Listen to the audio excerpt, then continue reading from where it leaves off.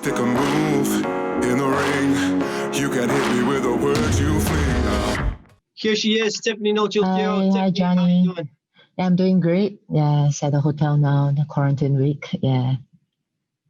We got to ask you, what inspired your haircut for this bout? Kind of always wanted to do it, so I did it after circuit breaker in Singapore. Yeah, it's just like kind of a tick off my bucket list actually. Nothing like really significant. Yeah. You look good. You look like a warrior. Thanks. Yeah, I like the new cut too. It's really convenient. Training, showering, everything's just easier. Yeah. We got a couple questions from the media from across the globe. Okay. We're gonna jump straight into it. Okay. Okay. Yeah. This one is from Overtime Heroics Mixed Martial Arts. In your first match with Xiong, she overwhelmed you and wore you down in the later rounds. Do you expect her approach to be the same in this one? I would think so. Yeah. So I've watched a few of her past few fights. That's what she does to most of her past opponents. Later in the rounds, they get overwhelmed by the punches, and I would think that coming to this fight will be a similar game plan for her. Yeah. Another question here from Leon Jennings of Asian Persuasion MMA. What did you learn from Xiong's last two bouts with Angela Lee? And what do you think you need to do better or differently to get your hands raised? Yeah, so from her past two fights with Angela, so let's talk about the first fight first, where it was at the strawweight, right? Yeah, so I think you were in the corner too. Yeah, so she did a really great job. She won that fight. Yeah, and she's a really tough girl, man. I thought the armbar was pretty tight, and she didn't tap to it and weathered through the storm, and came up with the win in the fourth round or fifth round, I think. Yeah, so I think she'll be. Yeah, she has good cardio for sure. I foresee this bout going, into the championship rounds. Yeah, so I have to. Yeah, I'm ready. Cardio is good. Yeah, they all have to prep for this. Yeah. What did you see in the second bout? The second bout, I don't feel like it was a good reflection of how she would usually fight, because I feel like she dropped down, to a lower weight, and I felt like she was significantly weaker in strength. I would say it was her first time at atomweight. Yeah, so I didn't really pay much attention to that fight at atomweight. Yeah. Next question here, again from Leon Jennings. What improvements or changes are you expecting to see from Jing Nan as a result of her move into Evolve MMA? I would think that Evolve will work on her all different aspects of her game. I mean, it's a training ground with all the different disciplines and martial arts. They have Muay Thai, they have boxing, jiu-jitsu, wrestling. Yeah, so I think they'll work on the different disciplines of the game and give her a good game plan leading up to this fight. Yeah. You've been building a lot of momentum into this one, two incredibly tough wins leading up to this one, but there's an atomweight Grand Prix coming up. Do you see yourself jumping into that mix? I'm not too sure about making atomweight, man.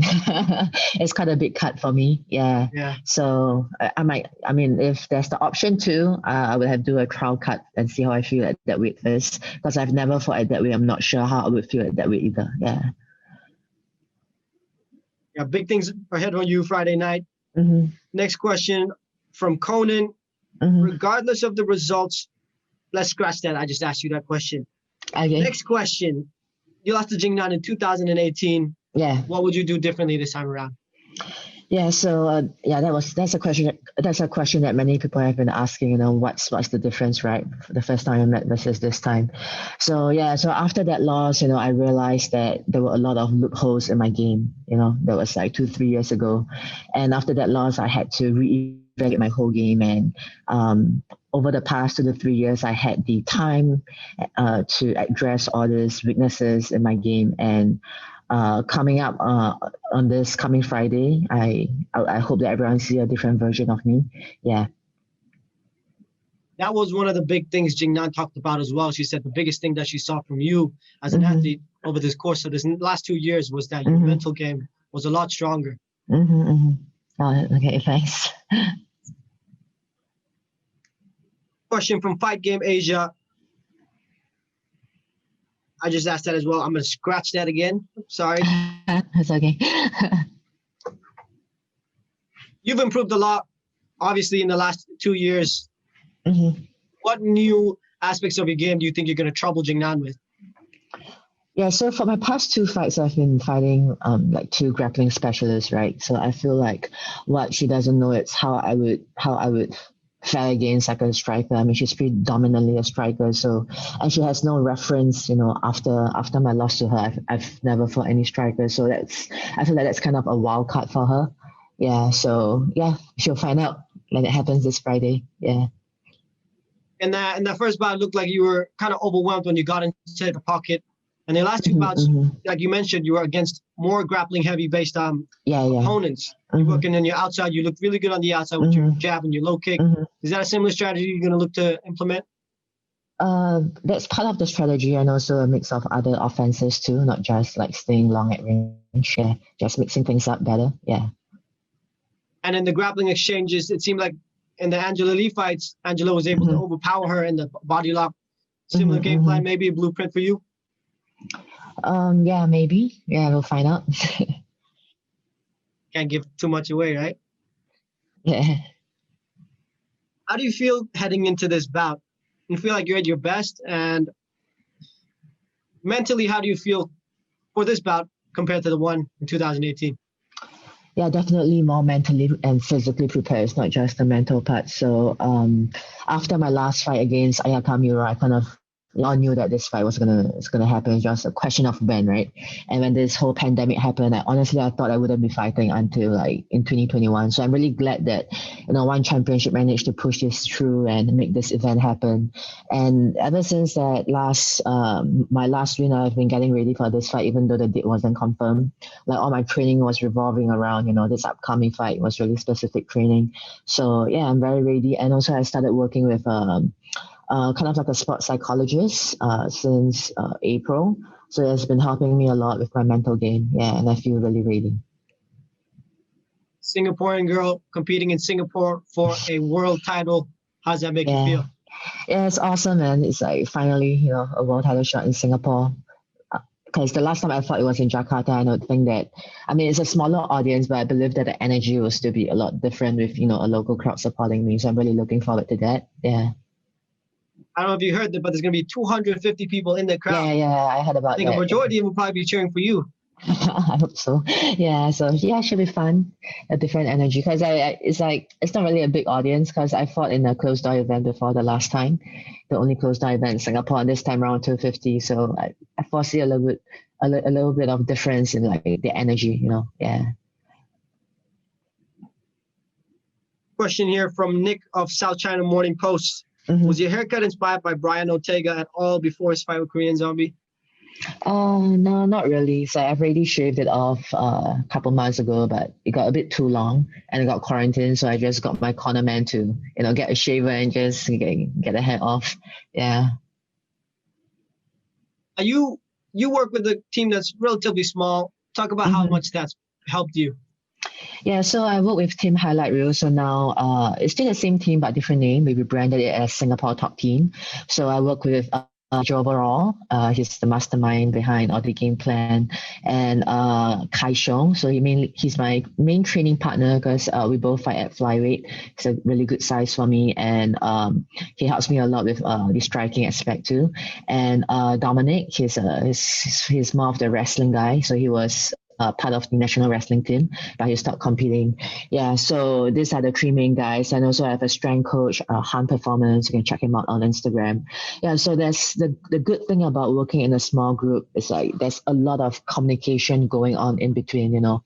So it's like we're always on the same page. We're always in sync in that sense. And you know, they are updated about my training schedule. So let's say if I go for the striking session and strength session and I have a wrestling session, I mean, Dom would know not to like push me, you know, 100%. Obviously, I'm tired after 2 hard sessions, right?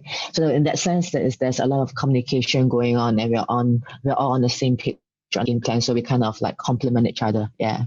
So I really like this arrangement. Yeah. I love that you always plug your boys, always mentioning them, the up and coming guys. That's so cool. Question here is fighting for the pride of your country something that drives you? Yeah, definitely. I mean, there has more like homegrown Singapore MMA talent and champion. And I hope that I can change that and be the first one to achieve that. And I hope that, by doing that, it will encourage, more females and more people just, coming into this sports, give it a try and maybe pursue it as a career. Yeah. You're doing a great job. You're such a role model to all the girls out there. Last question here for you. You are definitely one of the pioneers of women's MMA in Singapore.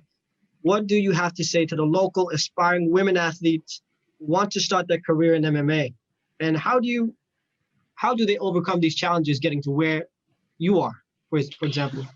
Yeah, so when I first started doing MMA, like when I decided to pursue it professionally, I was very lost because prior to me, there were no other, professional MMA. There were a few, but they kind of just dropped off and they didn't really pursue it. So I didn't know like what to expect. There wasn't anyone in Singapore for me to talk to. There wasn't oh, I do this, I fight for this organization, and I go there. It's like it was kind of like a wild card being thrown at me. I just had to take it one step at a time and figure it out as I go, So I guess in that sense, for the upcoming, potential fighters, especially female fighters, they can kind of someone to talk to if they are keen on, pursuing this. And I would say one of the most important takeaway I had from my whole journey is to never lose sight of the angle. I feel like that is my anchor, and that was what kept me going when the going gets really tough. I mean, it's not an easy journey, man. It's like there'll be people dissuading, especially in Singapore. I feel it's not mainstream, It's like it's just the typical Singapore mentality, like, it's out of the norm. Yeah, like, get a job, get married, get HEB, blah, blah, blah. It's like what I'm doing is like the exact opposite. Yeah, so there will be a lot of people, trying to dissuade you, asking you to do something else, like be normal. Yeah, that's very common. But yeah, if you really want it, you got to remind yourself what you're doing this for and never lose sight of the angle. Yeah, you really are a pioneer, championing that middle class. Not a lot of people out there in Southeast Asia, especially doing what you're doing, and you're doing a great job. I just want to tell you. Last question here before you go. If you beat Xiong Jingnan, you said you're going to be a different champion. How so?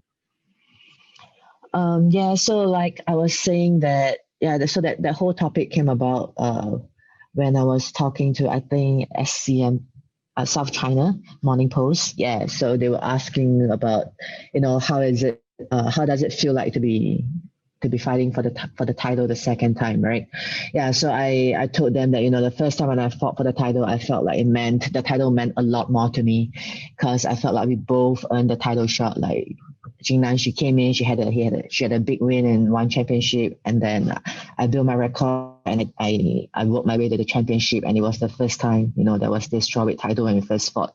So after that, I felt like the two girls who were the contenders for the title, it's like, they kind of didn't earn their shot. Like nobody heard about them. Not to say they are not good fighters or anything, but it's just that, I felt like there were other girls in the division. Like back then, there was Michelle Nicolini. She had a few wins in the division. I mean, I understand that the strawweight is kind of a weird division in the sense that it's a very small division. It's hard to have it's so different from the atomweight, right? The atomweight has like a huge pool of fighters, but the strawweight is just like way smaller. So I guess it's kind of weird in that sense too. So I hope that when I become the champ, I want to change this. I feel like the title shot should be you should earn that shot, work your way up the ranks, and not just just come into the division, 0 wins in the division, and right straight to the title shot. Yeah. Tiffany, we know you got another press conference ahead too. We've got one more question for you. Okay. Overtime MMA heroics. Mm-hmm. Do you have strong emotions coming into this fight, especially because Xiong was the one who took away your undefeated record? Not really. It's like I've already let go of what already happened. Now my mind is just focused on what's coming next. So I mean, it's already happened, right? Nothing I do can actually change the past. So I've decided to, let it go. Now it's time to focus on what's ahead, and that's the only thing that's on my mind now. I'm really excited to watch this one Friday night. Thank you so much for your time, Tiffany. Thanks, Johnny. Good to talk to you. All right, see you around.